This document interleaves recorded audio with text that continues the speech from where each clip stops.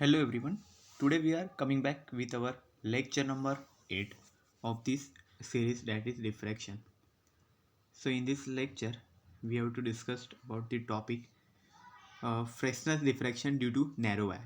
So last lecture we have to discussed about the due to the slit, okay, rectangular aperture. हमने rectangular aperture से Fresnel diffraction study किया था.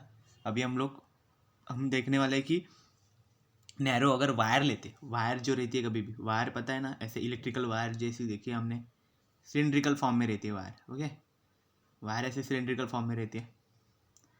तो ये कुछ थीन वायर्स भी रहती है और थिक वायर रहती है, वो इससे बड़ी रहेगी ऐसी. ओके, जिसका डायमीटर बड़ा रहेगा. ओके, इसका अभी देखो, ये बीच का जो वायर है वो थीन वायर हम कैसे करते हैं, उसका डायमीटर छोटा रहेगा, और जो थिक वायर है इसका डायमीटर बड़ा रहेगा बहुत. ओके, ये पोर्शन बहुत बड़ा रहेगा. तो इस तरह से आज के लेक्चर में यही देखने वाले हैं कि ये कैसे होता है. ओके, नैरो वायर यूज़ करने के बाद उस पर क्या फ़र्क पड़ता है. So now proceed to our first slide, Fresnel diffraction due to narrow wire. Okay, तो इसमें हम लोग क्या देखने वाले देखो, तो जो वायर है उसको प्लेस्ड कैसे करना है हमें. ओके, तो वायर हमारी जो ऐसी सिलेंड्रिकल फॉर्म में वायर रहती है. ओके, इस तरह से. तो इसको पहले प्लेन ऑफ पेपर पे सीधा ऐसे खड़े रखो. ओके, तो मैं यहाँ पे अगर ऐसा, अगर समझ लो यहाँ पे हमारा स्लिट है. ओके, ये जो सोर्स है ना, इसके पहले स्लिट्स भी रहेंगे. यहाँ पे दो ऐसे स्लिट्स भी रहते हैं. ओके, स्लिट्स मतलब क्या रहता है कि बीच में ऐसे गैप रहता है, उसके अंदर से वो सोर्स पूरा हमारा जो लाइट जा रहा है वो जाता है. ओके, तो उसको ही स्लिट्स बोला जाता है. तो ऐसे भी रहते हैं इसमें बीच में. तो अगर मैं ऐसे ड्रॉ करता हूँ, यहाँ पे अगर ये स्लिट है, ठीक है ना, ऐसा, तो हमारा जो वायर है वो इसके पैरेलल में ऐसा हमने यहाँ पे प्लेस किया हुआ है. ओके, जो वायर है उसका देखो, ये ऐसा पैरेलल में इसको हमने प्लेस किया हुआ है. ओके, तो अगर इसको पैरेलल में प्लेस किया है तो क्या हो गया, ये बीच में आ गया. तो जैसे ही लाइट जाएगा तो क्या होगा, जो सामने वाला बराबर इसके सामने वाला हिस्सा है वहाँ पे बिल्कुल लाइट नहीं आएगा, और इसके सिर्फ ऊपर के साइड से और नीचे के साइड से जो लाइट जाएगी वही रीजन में सिर्फ इल्यूमिनेशन रहेगा. ओके, तो ये चीज़ समझने वाली चीज़ है. ओके ना, तो ये मेन समझ जाओ. ठीक है ना, कि मतलब क्या रहेगा, हमारा जो वायर है वो ऐसे प्लेस किया हुआ है. ओके, उसके पैरेलल में हमारी स्लिट है और यहाँ पे हमारा सोर्स है. तो सोर्स में से जब लाइट जाएगी इसके थ्रू, ओके, तो इसमें से तो लाइट जाएगा, ऐसा सब पास होगा. बट ये जहाँ पे बीच में है, बीच वाला जो पार्ट है, वहाँ पे किसी भी तरह का इल्यूमिनेशन नहीं आएगा. ओके, तो अभी तक हमारा जो था उसमें क्या था, बीच वाले पोर्शन में से ही सिर्फ लाइट पास होता था, बाकी इसमें नहीं जाता था. इसलिए बाकी के बाहर के साइड, दो साइड हमें ज्योमेट्रिकल शेडो वाला रीजन मिलता था. अभी उल्टा होने वाला है, दोनों साइड इल्यूमिनेशन रहेगा और बीच में हमें ज्योमेट्रिकल शेडो वाला रीजन मिलेगा. ओके, तो वो कैसे है देखो, तो यही चीज़ है, ये मेन समझ लो भी. वो यहाँ पे दिया है देखो, इसलिए हम लोग इसको प्लेस कैसे करें देखो, यहाँ से. ओके, मतलब उसका जो क्रॉस सेक्शन है वो यहाँ पे हमने ड्रॉ किया है. मतलब ये जो वायर है इसका एक जो पोर्शन है, ये वाला, सिर्फ यही पोर्शन एक साइड, वो हमने यहाँ पे ड्रॉ की है. ओके, बाकी का इसके ऊपर के साइड है. ओके, मतलब ये सीधा रखा हुआ है ऐसा प्लेन ऑफ पेपर के, मतलब प्लेन ऑफ पेपर को ये पैरेलल है और हमारे स्लिट, प्लेन ऑफ पेपर को ये परपेंडिकुलर है और स्लिट को ये पैरेलल है. ओके ना, ऐसा दिखाएगा. देन क्या होगा, तो इसलिए क्या हो गया, यहाँ पे जो बीच का पोर्शन है ना, वहाँ पे कोई लाइट नहीं रहेगा, वो शैडो रीजन है, और बाहर का जो पोर्शन है ना, यहाँ पे लाइट रहेगा. ओके, इसलिए ऐसा हो गया. तो अभी ये देखते हैं, यहाँ पे देखो क्या क्या लिखा है. Let S be a point source of monochromatic light of wavelength lambda. तो सोर्स तो हमारा सेम है, वही है मोनोक्रोमेटिक लाइट का जिसकी वेवलेंथ लैम्बडा है. लेकिन ए बी यहाँ पे डायमीटर कंसिडर किए, हमारा जो ओपेक सर्कुलर नैरो वायर, तो नैरो वायर जो हमने कंसिडर किया उसका जो डायमीटर है वो ए बी है हमारा. ओके, ऐसा जो यहाँ पे पोर्शन दिखाया गया है उसमें ए और बी वो हमारे वायर का डायमीटर है. अब अभी क्या हो रहा है देखो, तो ये यहाँ पे वायर ए बी, ओके ना, ये डायमीटर हो गया. और अभी क्या हो रहा है यहाँ पे देखो, अभी क्या हो रहा है, यहाँ से जब सोर्स से जब वायर आएगा, जो लाइट आएगा वो इधर ऐसे ऐसे टच होगा, बट यहाँ से पास नहीं होगा. सिर्फ वो कहाँ से पास होगा, ये ऊपर के साइड से पास हो जाएगा, ये नीचे के साइड से भी पास हो जाएगा. तो क्या हो गया, सिर्फ इतना ये जो ऊपर का पोर्शन है तो क्या हो गया, ये जो बीच का पोर्शन है यहाँ पे क्या हो गया, शैडो बन गया, ये बन गया शैडो, और ये ऊपर के पोर्शन में सिर्फ इल्यूमिनेशन रहेगा और नीचे के पोर्शन में इल्यूमिनेशन रहेगा। तो ये समझने वाली बात है एक्चुअल में इसमें।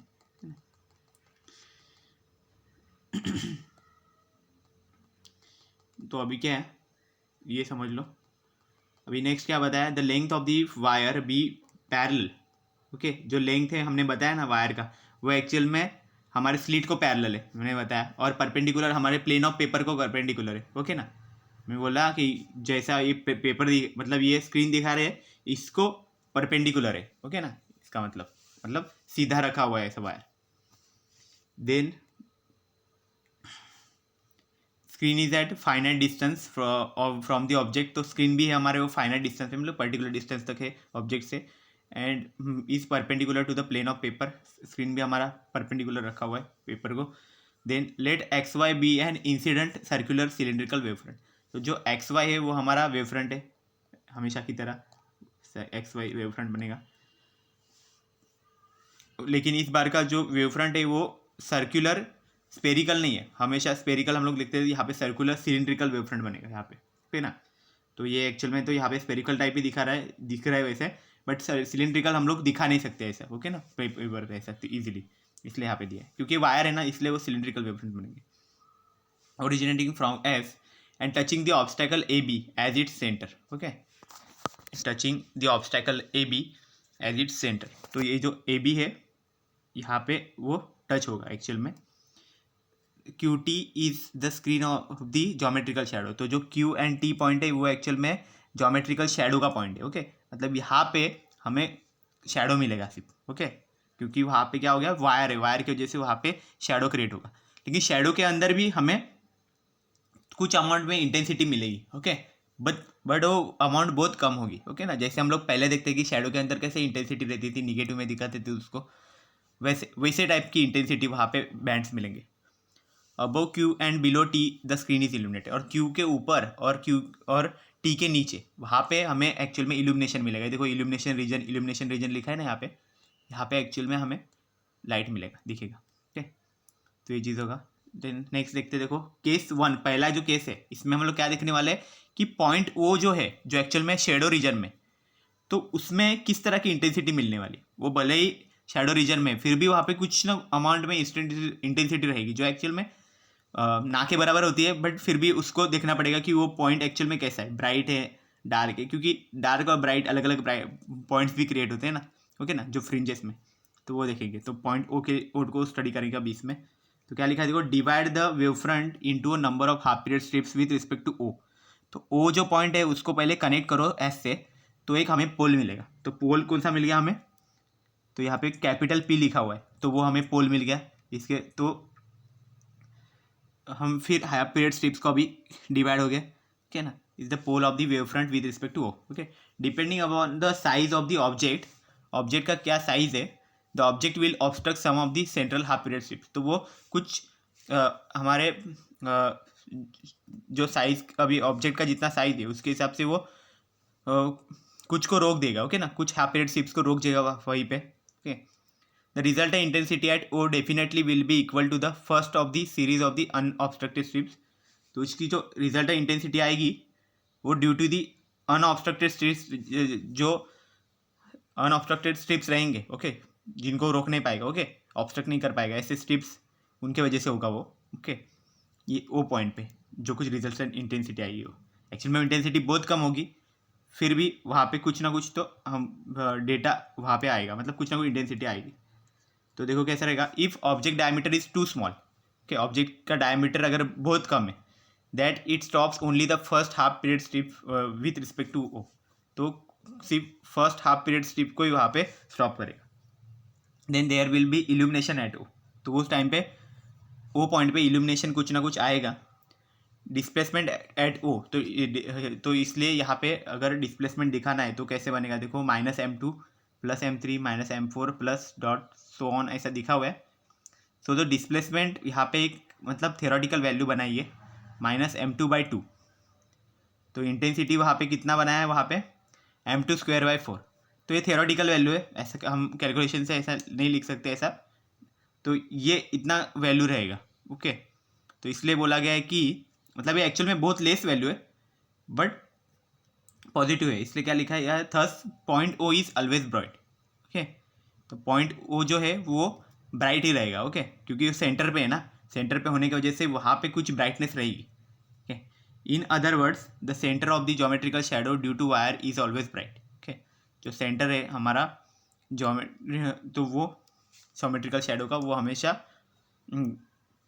ब्राइट रहेगा। If the dimension of the obstacle increases, okay, अगर ऑब्स्टेकल का डायमेंशन बढ़ जाएगा मतलब रेडियस बढ़ जाएगी, it will cut off few more number of hybrid strips, तो वो और ज़्यादा हाइब्रिड स्ट्रिप्स को कट कर देगी। Okay, but the point O will remain bright although the intensity of illumination is decrease. तो मतलब क्या होगा, वो पॉइंट भले ही ब्राइट है पर उसका इंटेंसिटी डिक्रीज होते जा रहा है। देखो, intensity of illumination is decrease, ये मेन रीज़न है जिसकी वजह से हमें ये पॉइंट एक्चुअल में ऑब्जर्व कर नहीं पाएंगे हम लोग, इतना कम रहेगा वो।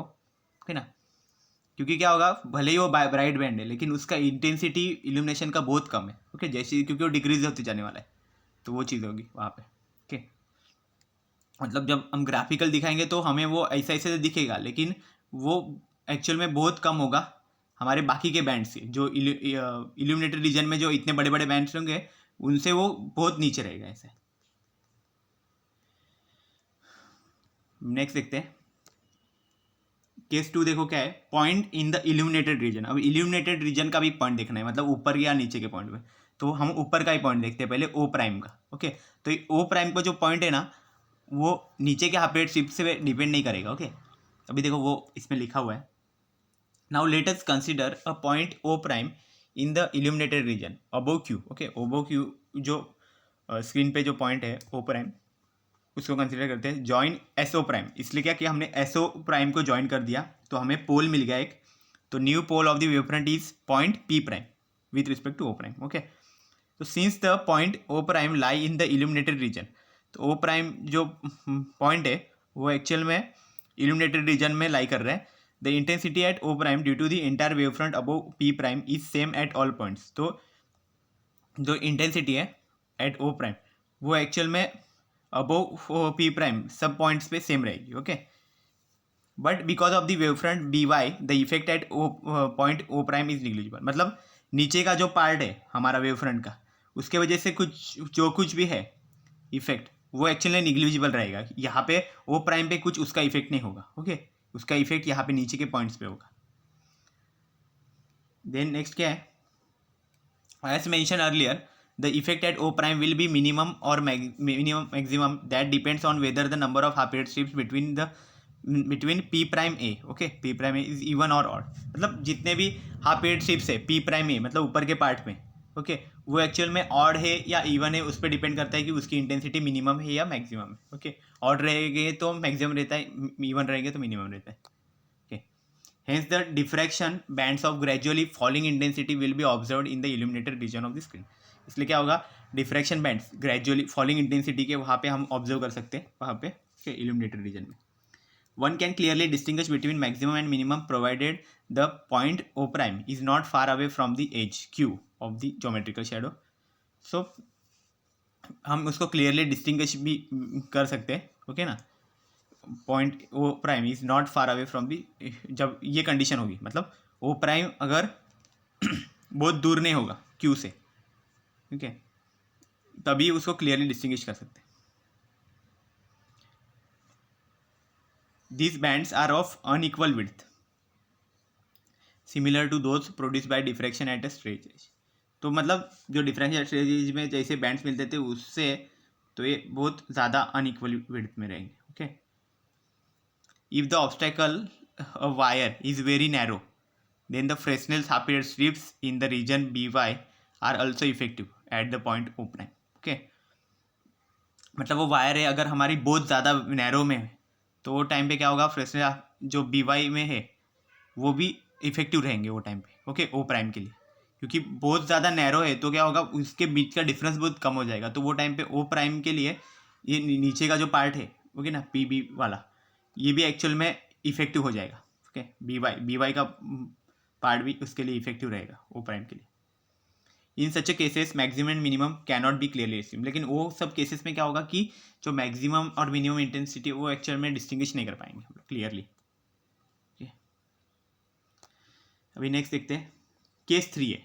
देखो केस 3 लास्ट केस है। Point in the region of geometrical shadow. अभी क्या है, ज्योमेट्रिकल शैडो रीजन में का पॉइंट देखना है हमें। ऑलरेडी ओ पॉइंट तो स्टडी कर लिया है। ओके, तो जो नेक्स्ट जो तो वो पॉइंट भी एक्चुअल में ज्योमेट्रिकल शैडो रीजन का ही था। अभी कोई दूसरा पॉइंट लेंगे तो वो भी ज्योमेट्रिकल शैडो में आएगा, तो इतना ज़्यादा चेंजेस नहीं रहेंगे दोनों में भी। लेकिन वो पॉइंट का मेन था कि वो मिड पॉइंट था, इसलिए वहाँ पे तो ब्राइट ही रहने वाला है, दूसरा कुछ आने वाला था, ये सब बताया गया था। ओके, देन पी नॉट का देखो क्या है। Let us consider a point P not as shown in figure in the geometrical shadow region Q T. Okay, तो अभी क्या है, पॉइंट पी नॉट हमने कंसिडर किया है ज्योमेट्रिकल शैडो रीजन का। ओके, तो अगर इसका हमें पोल फाइंड करना है तो हमें क्या करना पड़ेगा, ज्वाइन करना पड़ेगा पी नॉट को एस से। ओके, यहाँ पे बी से भी ज्वाइन कर दिया है, लेकिन एस से पहले ज्वाइन करो। एस से ज्वाइन करने के बाद वो एक्चुअल में कट करेगा उसको ना। Okay, point P not. तो देन नेक्स्ट देखो क्या है, the diffracted waves due to a wire meet with a phase difference thereby producing interference bands. तो यहाँ पे कुछ फेज डिफरेंस क्रिएट होगा। Okay, the bands of equal width will be observe in between the points Q and T. तो यहाँ पे देखो कि आप क्यू एंड टी के बीच में हमें कुछ इक्वल विड्थ के बैंड्स वहाँ पे ऑब्जर्व होंगे। ओके, जिनके बीच में जो गैप रहेगा वो इक्वल रहेगा। Okay, it is the result of interference of the two consecutive sources. तो ये यहाँ पे क्या हो जाएगा, एक्चुअल में पी नॉट में क्या हो जाएगा, दो सोर्सेस बन जाएंगे ना। मतलब यहाँ से भी कुछ लाइट जाएगी, यहाँ से भी कुछ जाएगी, और दोनों का जो बीच में जहाँ पे मिलेंगे, okay, two consequent consent sources बोला दिया है इसको। Okay, at the points A and B of the incident wave front. Okay, A और बी पॉइंट पे जो दोनों सोर्सेस वहाँ से निकलेंगे वो मिलेंगे कहाँ, पी नॉट पॉइंट पे, और इसलिए यहाँ पे इंटरफेरेंस बैंड मिलेगा। ओके, बट उसकी इंटेंसिटी बहुत कम होगी, इसलिए वो एक्चुअल में नहीं दिखेगा। ओके, बट थेराटिकली तो वहाँ पे ड्रॉ करेंगे। ओके, वो लास्ट में दिखा दूंगा, ठीक है ना। According to the theory the point P not will be of maximum और मिनिमम इंटेंसिटी। तो अकॉर्डिंग थेरी क्या बोला गया है कि पी नॉट है वो एक्चुअल में मैक्सिमम है या मिनिमम इंटेंसिटी है, वो एक्चुअल में उसके path difference, optical path difference पे डिपेंड करते हैं। तो ऑप्टिकल पार्ट डिफरेंस जब हम लोग निकालते तो कैसे निकालते, कभी भी जो पॉइंट है उसको वेव फ्रंट पे कनेक्ट करो दो अलग अलग पॉइंट्स पे। तो वेव फ्रंट पे एक पॉइंट तो यहाँ पे आ गया जो ए है, वो दूसरा पॉइंट बी पे भी कनेक्ट किया। दोनों का अभी डिफरेंस निकालो, मतलब P not A minus P not B minus P not A. Okay ना, मतलब B P not minus A P not, ऐसा कर दो। ये एक्चुअल में पार्ट डिफरेंस बन जाएगा। अभी इस पार्ट डिफरेंस की वैल्यू क्या आ रही है, इवन आ रही है या ऑड आ रही है, वो पहले चेक करो। वो एक्चुअल में इस पे डिपेंड करेगा कि वो मैक्सिमम है या मिनिमम है। इफ डी इज द, तो क्या है, मैक्सिमम कब रहेगी, जब ही ऑड मल्टीपल रहेगा लैम्डा बाई टू का, और मिनिमम कब रहेगी, जब ये इवन मल्टीपल रहेगा लैम्डा बाई टू का। Okay, if capital D is the distance between the wire and the screen. अगर हमने ऐसा कंसिडर किया कि कैपिटल डी एक्चुअल में वायर और स्क्रीन के बीच का डिस्टेंस है, मतलब वायर यहाँ पे ना, ओके, ये और ये स्क्रीन है। ओके, तो ये दोनों के बीच का ये जो डिस्टेंस है वो कैपिटल डी है। एंड क्या बोला है, small D represent the distance between two coherent sources and. Okay, तो ये स्मॉल डी कहाँ पर डिस्टेंस है, ए और बी के बीच का डिस्टेंस है, मतलब यहाँ पे ये जो स्मॉल डी है ना, यहाँ पे डिस्टेंस रहेगा। ओके, यहाँ पे लिख नहीं सकता हूँ मैं। ओके, ए और बी के बीच का डिस्टेंस है वो एक्चुअल में स्मॉल डी है। मतलब मैं अगर यहाँ पे ड्रॉ करता हूँ, ये पूरा सर्कल है। ओके, इसका ये रेडियस हो गया, ए हो गया यहाँ पे, ये बी हो गया। ओके, तो ये एक्चुअल में कैसा है, ये दोनों के बीच का जो डिस्टेंस है वो एक्चुअल में डी है। ओके, ये यहाँ से यहाँ, तो यहाँ से यहाँ ये डी हो गया। अभी क्या बता गया, between coherent sources and lambda is the wavelength. Okay, वो तो मालूम है। Then the fringe width beta, तो फ्रिंज विड्थ जो लिया है, मतलब दो फ्रिंजेस जो रहते हैं, डार्क ब्राइट बैंड। ओके, तो इन दोनों के बीच का जो distance between two successive bright और डार्क बैंड, मतलब यहाँ पे अगर मैंने पूरा ब्राइट किया, यहाँ पे भी ब्राइट है। ओके, देन अगेन यहाँ पे वाइट, ये ओके, मतलब यहाँ पे है वो डार्क है। ओके, ये लाइन्स वाला वो डार्क पोर्शन है, ये भी डार्क पोर्शन है, बीच में ब्राइट है। तो ये फर्स्ट ब्राइट हो गया, ये सेकंड ब्राइट हो गया। तो ये दोनों के बीच का जो डिस्टेंस है ना, एक्चुअल में यहाँ से यहाँ का डिस्टेंस है ना, वो एक्चुअल में क्या हो गया, फ्रिंज विड्थ हो गया। उसको बोलते हैं fringe width, successive distance. Okay, तो उसका फॉर्मूला कैसे बनेगा, देखो वो फॉर्मूला यहाँ पे दिया है, beta equal to lambda capital D upon small D. Okay, and if diameter A B, अगर ए बी एक्चुअल में डायमीटर है तो रेडियस का कैसा रहेगा, 2r हो जाएगा। Okay, so where r is the radius of the wire, तो उसको हम लोग रेडियस के फॉर्म में ऐसे लिखेंगे, beta is equal to lambda capital D upon 2r। Okay, small D की जगह पे 2r पुट करो, then small r equal to lambda capital D upon 2b beta. Okay, तो r के फॉर्म में लिख दिया, देन लैम्बडा की वैल्यू यहाँ पे लिख दो, lambda equal to 2r beta upon D. Thus, knowing the quantities on RHS of all above three equations, one can calculate the beta, r और lambda. Okay, तो जब ये क्वांटिटी हमें मिल जाएगी तो हम एक्चुअल में बीटा, आर और लैम्बडा की वैल्यू कैलकुलेट कर सकते हैं। From equation 2 beta is like inversely proportional to R. यहाँ पे इक्वेशन 2 से हमें पता चल रहा है कि बीटा एक्चुअल में इनवर्स रिलेशन है आर के साथ, उसका बीटा का। ओके, ऐसा रिलेशन है देखो। मतलब क्या हो रहा है कि इफ़ डायमीटर मतलब हमारा जो रेडियस है वो एक्चुअल में अगर इंक्रीज हो रहा है तो हमारा बीटा है वो डिक्रीज होते जाएगा, मतलब फ्रिंज विड्थ वहाँ पे डिक्रीज होते जाएगा, और अगर आर वहाँ पे डिक्रीज होगा तो जो फ्रिंज विड्थ है वो बढ़ेगा। ओके, तो इसका मीनिंग क्या हो जाता है कि मतलब अगर हम बहुत थिक वायर यूज़ करेंगे, अगर थिक वायर यूज़ करेंगे तो क्या होगा, उसका रेडियस ज़्यादा रहेगा, रेडियस ज़्यादा होगा तो इसका मीनिंग क्या होगा कि वहाँ पे हम ठीक से बैंड्स को डिस्टिंग्विश नहीं कर पाएंगे, क्योंकि वहाँ पे हमारा फ्रिंज विड्थ क्या होगा, कम कम कम होते जाएगा, वो चीज़ रहेगी।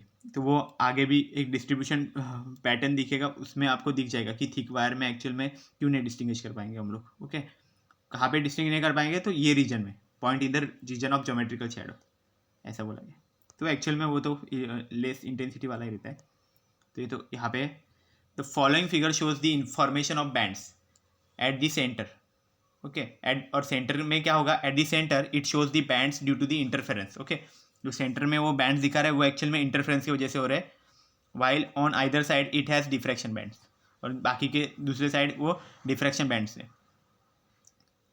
तो ये एक्चुअल में जो बैंड्स बन रहे हैं वो इंटरफेरेंस की वजह से, और ये जो बन रहे हैं वो सब डिफ्रैक्शन का नतीजा है। ओके, देन नेक्स्ट क्या है, the interference bands are of equal width and illumination in the geometrical shadow region QT।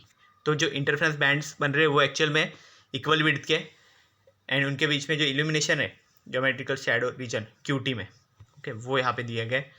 The diffraction bands are of decreasing width. Okay, diffraction bands की देखो यहाँ पे जो विड्थ है वो भी कम कम कम होते जा रही है। ओके, और इंटेंसिटी भी कम कम होते जा रही है। Okay, and intensity in the illuminated region वो भी डिक्रीज होते जा रहा है। Above Q and below T यहाँ पे दिख रहा है, देखो above Q and below T यहाँ पे दिखा रही है ना। और ये दोनों में भी वैसा हो रहा है, थिन वायर, ये थिन वायर का एग्जांपल है, थिक वायर का एग्जांपल है। मोस्टली हम लोग थिन का देखते हैं, ओके ना। थिक वायर में देखो यहाँ पे क्या हो रहा है, थिक वायर जो कंसिडर की हमने, तो यहाँ पे ये डिस्टिंग्विश ही नहीं कर सकते कि यहाँ पे कहाँ पे ये ब्राइट बैंड कहाँ पे डार्क बैंड। ओके, कुछ वैसा कुछ यहाँ पे पता ही नहीं चल रहा है, मतलब इंटरफेरेंस का ओके कुछ मतलब नहीं यहाँ पे। ओके, तो ये एक्चुअल में ये चीज़ थिक वायर में हो गई। ओके, थिन वायर में वैसा नहीं है।